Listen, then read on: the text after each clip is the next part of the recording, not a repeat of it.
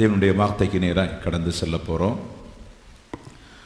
1 Corinthian புஸ்தகம் 1ஆம் அதிகாரம் 11 12 படிக்கலாம். ஏனெனில் என் சகோதரரே, உங்களுக்குள்ளே வாக்குவாதங்கள் உண்டென்று குலோமியாவின் வீட்டாரால் உங்களை குறித்து எனக்கு அறிவிக்கப்பட்டது. உங்களில் சிலர் நான் பவுலை சேர்ந்தவன் என்றும், நான் அப்போலை சேர்ந்தவன் என்றும், நான் கேபாவை சேர்ந்தவன் என்றும், நான் கிறிஸ்துவை சேர்ந்தவன் என்றும் சொல்லுகிறபடியால் நான் இப்படி சொல்லுகிறேன். அல்லேலூயா. பவுலுக்கு ஒரு வீட்டாராலே சபையிலே நடக்கிற காரியங்கள் பவுலுக்கு வெளிப்படுத்தப்பட்டிருக்கிறது. பவுலுக்கு அதை வெளிப்படுத்தப்படும் போது அவர்கள் ஒவ்வொரு விதமாய் கிறிஸ்துவை விட்டு கிறிஸ்துவுக்கு முக்கியத்துவம் கொடுக்காதபடி, ஒருவன் நான் பவுலை சேர்ந்தவன் என்றும், ஒருவன் கேபாவை சேர்ந்தவன் என்றும், ஒருவன் அப்போலோவை சேர்ந்தவன் என்று சொல்லி சபைக்குள்ளே ஒரு ரகசிய மன்றம் இருக்கிறது. ஆமே. இன்றைக்கு அந்த ரகசிய மன்றம் தமிழ்நாட்டில் அல்ல, ஆல்மோஸ்ட் எல்லா இடமும் அந்த ரகசிய மன்றம் இன்றைக்கு இருக்கிறதை பார்க்க முடியும். இந்த ரகசிய மன்றம் என்பது கிறிஸ்துவை பூரணமாக அறியாத கிறிஸ்தவர்கள், கிறிஸ்துவை நன்றாய் தெரியாம ரசிகம் என்ற கிறிஸ்தவர்கள், நான் இன்னாருடைய செய்தியை கேட்பேன், நான் இன்னாருடைய ஆராதனை பார்ப்பேன், இன்னாரு நல்ல செய்தி கொடுப்பாரு, இப்படி எல்லாமே இந்த உலகத்தில் வந்து சில சூப்பர் ஸ்டார் ஊழியக்காரர்களை நம்பிக்கொண்டிருக்கின்ற காலகட்டம். ஆமே. நீங்கள் எப்படி பெருக வேண்டும், நீங்கள் எப்படி கர்த்தராகிய இயேசு அறிய வேண்டும் என்பதற்குத்தான் இவர்களை எல்லாம் வைத்திருக்கிறாங்க. அல்லேலூயா. நான் கடைசியில் வரும்போது அதை சொல்லி நான் முடித்து நான் செபிக்கிறேன். ஆனபடி அந்த நாள் முதலே இன்றைக்கு வரை இப்படி நீங்க கோணத்தில் போனீங்கன்னு சொன்னா நீங்கள் ஒரு நாளும் வளர முடியாது, ஒரு நாளும் ஆவியிலே வளர முடியாது. இந்த கோணத்தில் போறவங்க எல்லாம் குழந்தைத்தனமாக இருக்கிறதை பார்க்க முடியும். நான் கடந்த நாள் பார்க்கும்போது ஒரு நல்ல ஒரு பெரிய சபையிலே போற பிள்ளைகள் தான்.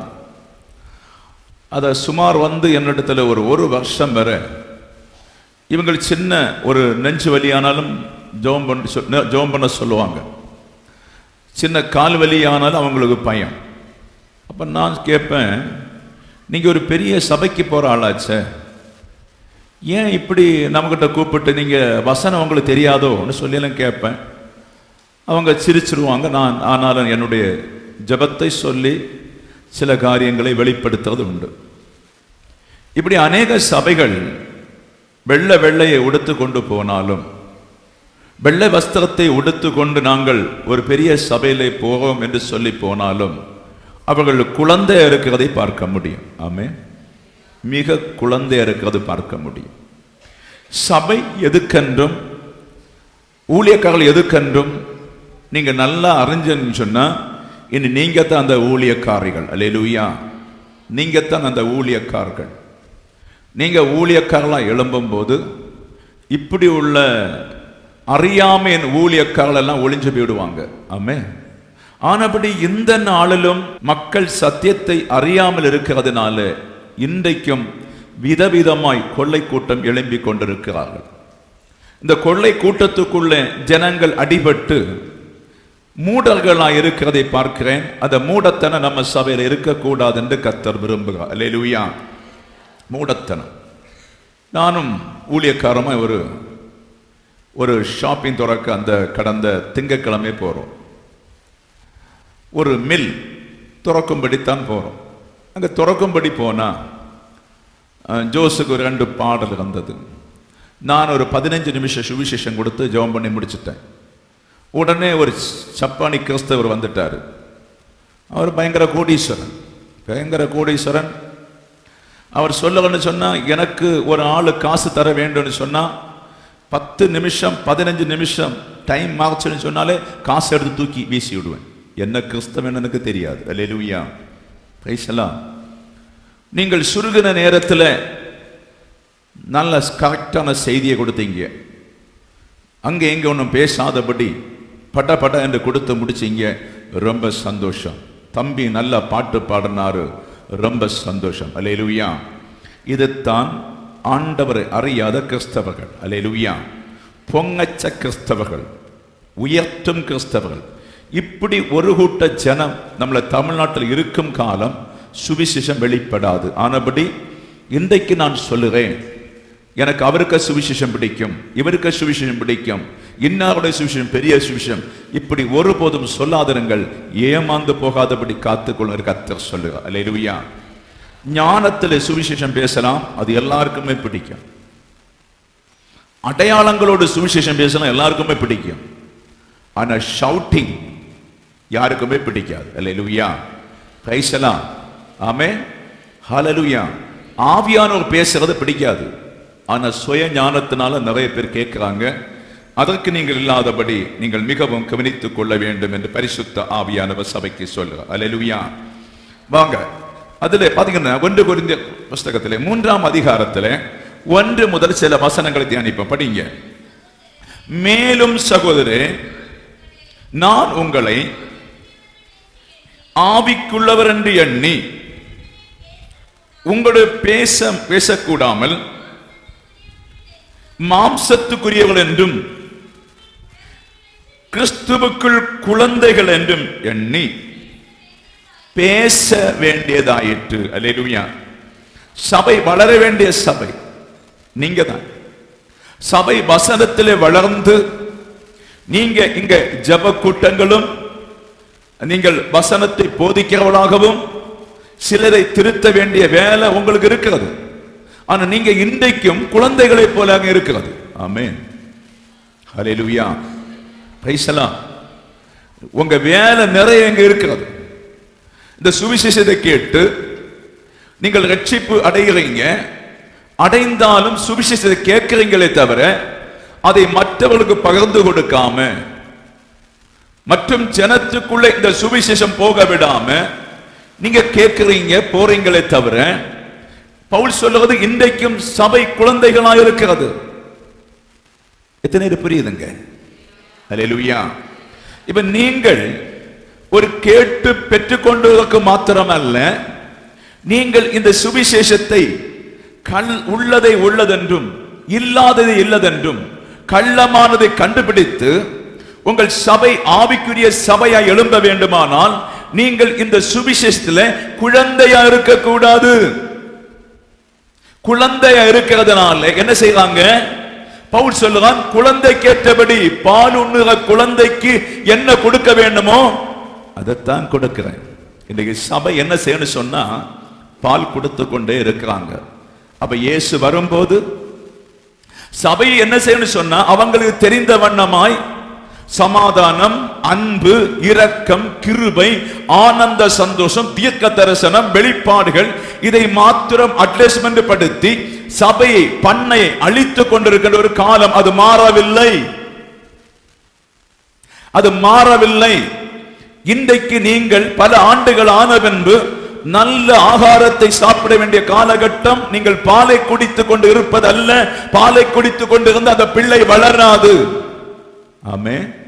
நீங்கள் பாலை குடித்துக் கொண்டிருந்தால் அந்த பிள்ளை வளராது, அந்த பிள்ளைக்கு சக்தி கிடைக்காது, அதுக்கு பலன் கிடைக்காது, ஏற்ற புத்தி கிடைக்காது. அந்த பிள்ளையினால ஒன்றும் செய்ய முடியாமல் இருக்கிறது போல நீங்கள் வசனத்திலே பிள்ளைகளாயிருந்தால், பிள்ளைகளை போல கேட்டு ஒரு காதிலே கேட்டு மறு காதிலே விட்டு இவ்வளவுதான் கிறிஸ்தவம் என்று சொல்லி இருந்தால் நீங்கள் யாரும் பரலோகத்துக்கு போக முடியாது. நீங்கள் பிள்ளையா இருப்பீங்க. ஆமென், ஹல்லேலூயா, பிரைஸ் எல்லாம். பிள்ளைகளுக்கு எல்லாம் பைபிள் வாங்கி கொடுக்கணும். இவங்களை எல்லாம் பைபிள் வைக்க சொல்லணும். சின்ன வயதிலே சரியாய் கற்றுக் கொடுங்க.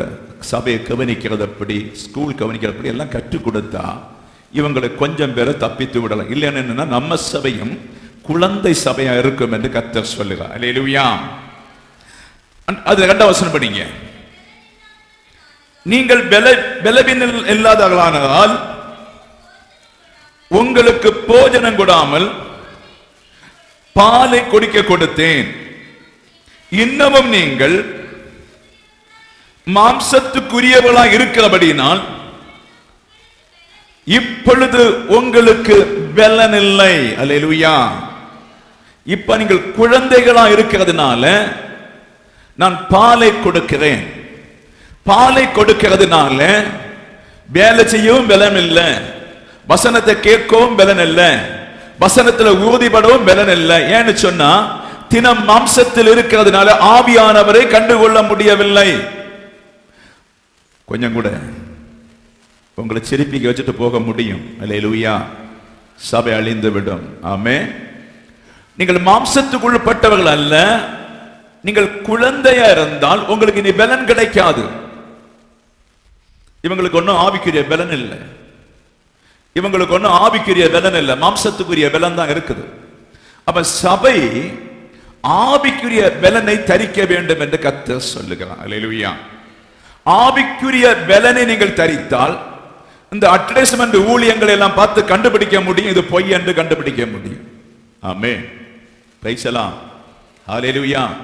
அட்வர்டைஸ்மென்ட் ஊழியம் யாரை வஞ்சிப்பதற்கு, யாரை கெடுப்பதற்கு, தன் வயிற்று பிளப்புக்காகவும் தான் அழிகிறது போல கடைசி நாட்களில் குழந்தை இருக்கின்ற அத்தனை பேரை அக்கினி கடலில் தள்ளுவதற்காக இந்த கடைசி காலம் கோமாளி ஊழியம். நீ விழுந்து விடாத அம்மா. ஹல்லேலூயா. இது குழந்தைகள் போவாங்க அங்க, பால் உண்ணுற குழந்தை போய் ஏதாவது குறி சொல்லும் போல ஏதாவது கிடைக்குமா, ஏதாவது கிடைக்குமா, ஏதாவது பசி போக்க முடியுமா, கடந்த ஆண்டுள்ள நஷ்டம் எல்லாம் இந்த ஆண்டு ஒரு வாக்குத்தத்தம் வருமா என்று சொல்லி ஜனங்கள் அதிலே கட்டப்பட்டு குழந்தைகளா இருக்கிறாங்க. நீங்கள் குழந்தைகள் இருந்து விடுதலையாக வேண்டும் என்று பரிசுத்த ஆவியானவர் சபைக்கு சொல்லுகிறார். அல்லேலூயா. Price the Lord. அல்லேலூயா. ஆமென். குழந்தைகளிலிருந்து நீங்கள் விடுதலை ஆகாவிட்டால் நீங்கள் யாரும் பரலோகத்துக்கு போக முடியாது. எழுதி தாரேன். குழந்தை பருவம் மாற்றிக்கொள்ள வேண்டும் என்று பவுல் சபைக்கு சொல்லுகிறார். அல்லேலூயா. ஆமென். ஹல்லேலூயா. 3வது வசனம் படிங்க. பொறாமையும் வாக்குவாதமும் பேதங்களும் உங்களுக்குள் இருக்கிறபடியினால் நீங்கள் மாம்சத்துக்குரியவளாய் இருந்து மனுஷ மார்க்கமாய் நடக்கிறீர் அல்லவோ, அல்லவான்னு சொல்லி எழுதுக. இது என்ன சொன்னா, சபைக்கு வந்தும் நீங்கள் மெச்சோர்ட் ஆகாமல் பிள்ளைகளா இருக்கிறதுனால சபைக்கு வந்தீங்க. சபைக்கு வந்த நீங்கள் நாளுக்கு நாள் நீங்கள் செய்ய வேண்டிய கிரியைகளை செய்யாமல், நீங்கள் பெற்றுக்கொண்ட வசனத்தின்படி ஆழமாய் வளராமல், நீங்கள் இப்போது ஆல்மோஸ்ட் நீங்கள் ஊழியக்காரிகள், நீங்கள் ஊழியக்காரர்கள், உங்களுக்குள்ளே அந்த பாரம் எடுக்காம, புரியுதா? தெய்வீக பாரம் உங்களுக்குள்ள இல்ல, தெய்வீக ரூபம் உங்களுக்குள்ள இல்ல, தெய்வீக அன்பில்லாம இருக்கிறதுனால இதிலிருந்து போன உடனே மாம்சத்துக்குள்ளவர்களாய் மாறி, ஆமென், அல்லேலூயா, மாம்சத்துக்குரியவளாய் மாறி மாம்சத்துக்குரிய காரியங்களை சிந்தித்து பால் உண்ணுகிற குழந்தை போல, நீ எனக்கு முட்டாய் தர மாட்டியே, தர மாட்ட, பணக்கம், அல்லேலூயா, ஹல்லேலூயா. நீ எனக்கு பெலூன் தர மாட்டியா? சின்ன பிள்ளைங்க, உனக்கு 3 அண்ணா இருக்கல, ஒரு பெலூன் தான், நான் தர மாட்டேன், நீ என்னோட பேசக்கூடாது, அல்லேலூயா, ஹல்லேலூயா. அதை போல பொறாமையும் வாக்குவாதம் வேதகங்கள் உங்களில் இருக்கிறபடினால் நீங்கள் மாம்சத்துக்குரியவளை இருந்து மனுஷ மார்க்கமாய் நடக்கிறீர்கள் அல்லவோ, அல்லேலூயா. சகோதரனை ரொம்ப கவனித்துக் கொள்ளுங்க. ரொம்ப ஆழமான சத்தியத்தை பேசிக் கொண்டிருக்கிறேன், அது முடிவில் உங்களுக்கு தெரியும். ரொம்ப அமைதலாய் உங்களுக்கு பேசி நான் புரிய வைக்கிறேன். நீங்கள் மெச்சோர்ட் ஆக வேண்டும். ஒரு பிள்ளை மெச்சோர்ட் ஆகும்போது தான் கல்யாணம். மெச்சோர்ட் ஆன பின்ன பிள்ளை பிறந்தால் அந்த பிள்ளையை வளர்க்க வேண்டிய தகுதி அடைகிறாள். இதெல்லாம் மெச்சோர்டு. அடுத்து ஒவ்வொரு ஸ்டெப்பாய் வளர்ந்து ஒரு குடும்பத்தை நடத்த பார்க்க, அது மெச்சோர்டு. அதை போல சபையும் ஒரு மெச்சோடு. நீங்க இனி ஒரு மெச்சோடான வாழ்க்கை. நீங்கள் யாருக்காகவும் அல்ல, நீங்கள் குழந்தை அல்ல, நீங்கள் ஆத்மீகத்திலே வளர்ந்து கொண்டிருக்கிற நீங்கள் மிகவும் கவனமாக இருக்க வேண்டும் என்று கர்த்தர் சொல்றார். ஆமென். அப்ப நான் மாம்சத்தில் இருந்தா என்ன நடக்கும்? புத்தியா யூஸ் பண்ணி வசனத்தை வளைத்து பேசும்போது நீங்கள் அதிலே விழுந்து நொறுங்கி அப்படியான ஆசாரியனுக்குள்ள நீங்க கடப்பீங்க. ஒரு மந்த புத்தி பையன், ஒன்றுக்கும் உதவாத ஒரு பையன் நம்ம சபையில வந்தான். அவனுடைய சகோதரியும் 2 பிள்ளைகளும் வந்தாங்க. நான் வந்து ஜெபம் பண்ணும்போது அவனுடைய எல்லா பழக்கம் உண்டு. கஞ்சா பழக்கம், பீடி பழக்கம், சாராய பழக்கம், எல்லா பழக்கம் அவனுக்கிட்ட இருக்குது. ஒரு ஊழியக்காரன் சொன்னானா, உன்னை கர்த்தர் வந்து ஒரு பெரிய ஊழியக்காரனாய் மாற்ற போறாருன்னு சொல்லு. அல்லேலூயா, பிரைஸ் தி லார்ட். இன்னும் வர அந்த பையனுக்கு குழந்தையாக தான் இருக்கிறான். இன்னைக்கும் கஞ்சா அடிக்கிறான், இன்னைக்கும் என்ன செய்கிறான், இன்னைக்கு அந்த ஹெட்டு மந்தமா தான் இருக்குது. அப்ப ஏதோ ஒண்ணு சொல்லி, நடக்க முடியாத தீர்க்க தரிசனங்களை சொல்லி மக்களை வஞ்சிக்கிற கூட்டம். அவர்களை பைத்தியக்காரர்களாக்கி, இவன் பைத்தியக்காரன் ஆனதல்ல, அவர்களை மீண்டும் பைத்தியக்காரர்களாக்கி ஒன்றும் அறியாம பேதைகளை தகர்த்து போடுற ஒரு காலகட்டத்தை பார்க்கிறேன். நீங்கள் அப்படி ஆகக்கூடாது என்று கர்த்தர் சொல்லுகிறார். ஹல்லேலூயா, ஆமென். நீங்கள் அப்படி ஆகக்கூடாது. அப்படி ஒரு ஊழியத்துக்கு என்னை அழைக்கவில்லை. உங்களை ஏமாத்த என்னை அழைக்கவில்லை. உங்களை ஏமாத்தி நான் நரகத்துக்கு போக வேண்டியது இருக்கும்.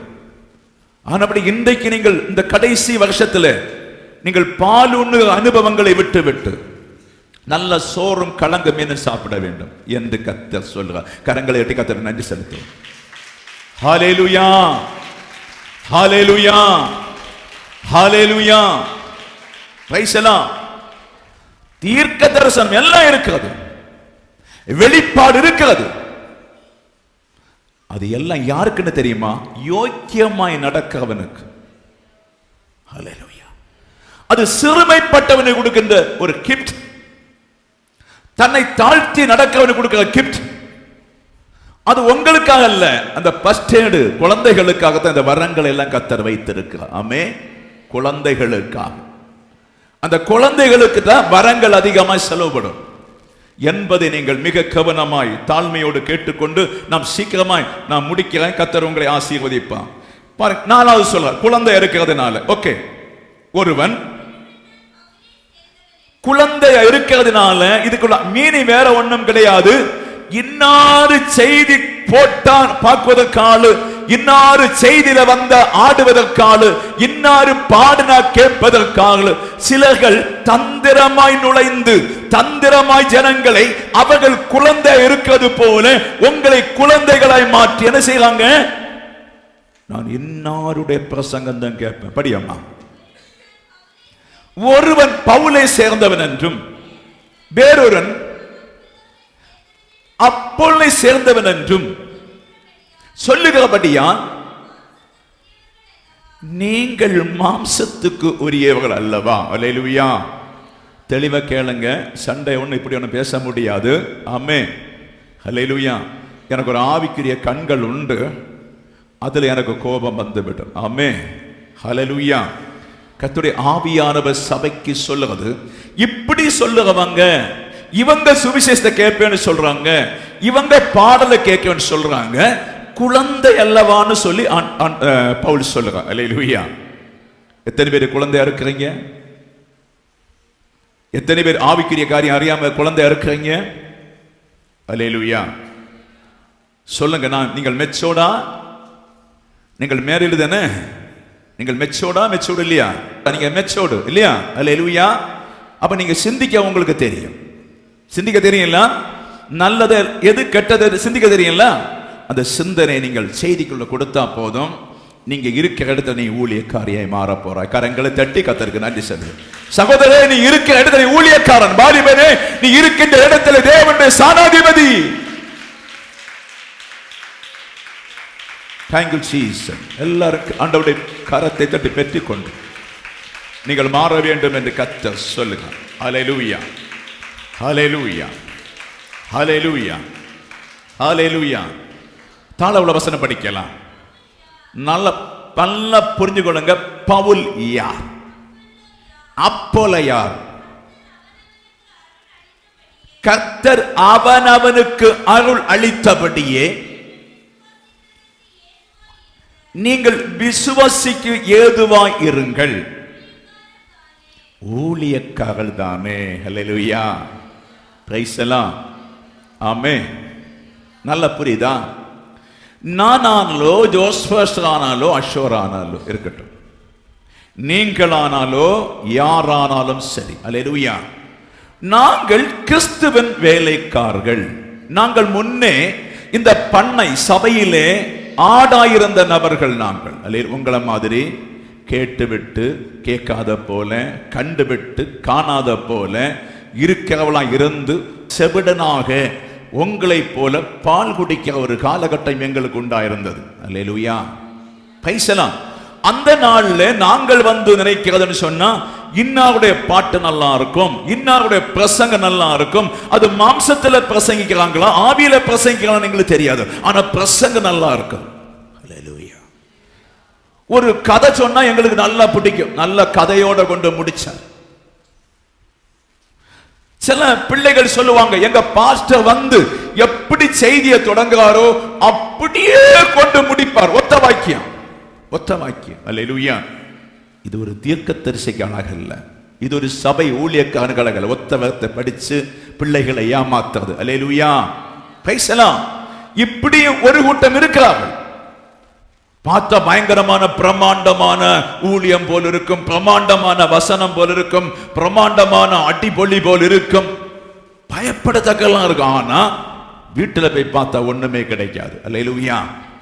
அப்ப நாங்களும் ஒரு பண்ணையா இருந்து, சபைக்குள் இருந்து, சபையை பண்ணைன்னு கொண்டு வராரு, பண்ணைக்குள் இருந்து ஆடுகளாயிருந்து பாலுண்ணுற காலம் ஏதோ கேட்டோம், போனோம், நடந்தோம். கிறிஸ்துமஸ் கொண்டாடணும், ஈஸ்டருக்கு கொண்டாடணும், உயிர்ப்புக்கு கொண்டாடணும். கொண்டாடி நாங்கள் வல்லவர்கள் என்று நினைத்தோம் கிறிஸ்தவ வாழ்க்கையிலே. அல்லேலூயா, பிரைஸ் எல்லாம். அது குழந்தைய இருக்கிற காலத்தில், அந்த நாட்கள்ல நாங்கள் சொல்லுவோம், இன்னொரு பயங்கர பிரசங்கி, இன்னொரு பெரிய தீர்க்கதரிசி, இன்னொரு ஒரு பெரிய ஆள்னு சொல்லுவோம். ஆனா அவர்களை போல நானும் மாற வேண்டும் என்று சொல்லி புத்தி வந்த பின்பு ஒரு தோணல் எங்களுக்குள்ளே உண்டாச்சு. அல்லேலூயா. நான் பிரசங்கம் கேட்கிறதல்ல, இவர்களுக்கு முன்னே கை கட்டி கொண்டிருப்பதல்ல, இந்த பிரசங்கம் சரியில்லை, இந்த பிரசங்கம் தவறாய் போதிக்கிறாங்க, இவர்கள் ஆத்துமாவை சந்தோஷப்படுத்துறாங்க, ஏதோ ஒன்று சொல்லி மக்களை வஞ்சிக்கிறாங்க, இவர்கள் பால் கொடுக்கிறாங்க, இது சுவிசேஷம் அநேகருக்குள்ள இல்லை என்பதை நான் புரிந்து கொண்டேன். ஹல்லேலூயா.